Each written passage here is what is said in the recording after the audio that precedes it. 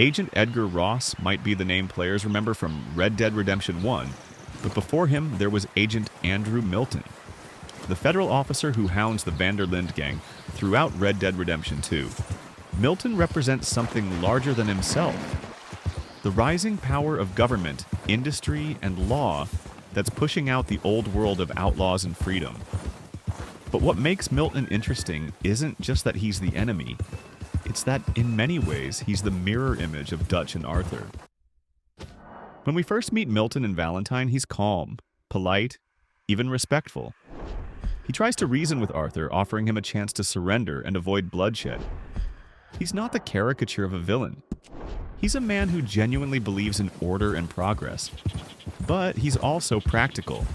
He knows that the age of outlaws is ending, and his job is to make sure it does, by any means necessary. Milton's approach to the Linde gang is methodical.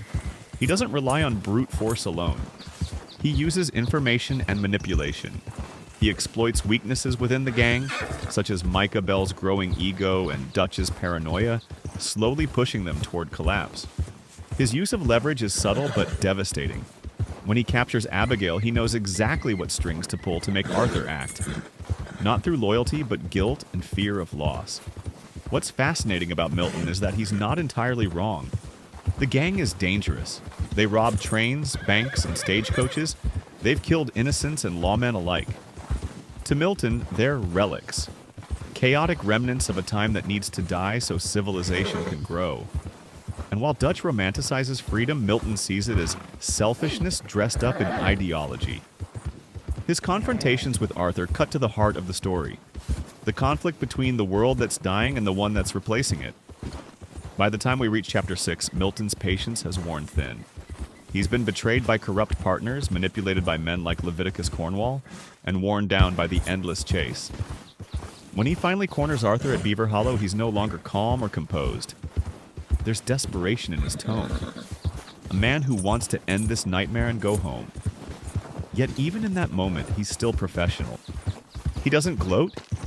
He doesn't torment Arthur. He just wants the job done. His death, and at Micah's hands, is sudden but symbolic. The lawman who represents order is killed by chaos itself. It's a brutal reminder that corruption and violence aren't confined to one side. The line between good and bad is blurred, and Milton's death drives that point home more than any speech could. What makes Milton stand out among Red Dead's antagonists is his realism. He's not a sadist or a tyrant. He's a man doing his job in a world that's changing faster than anyone can control.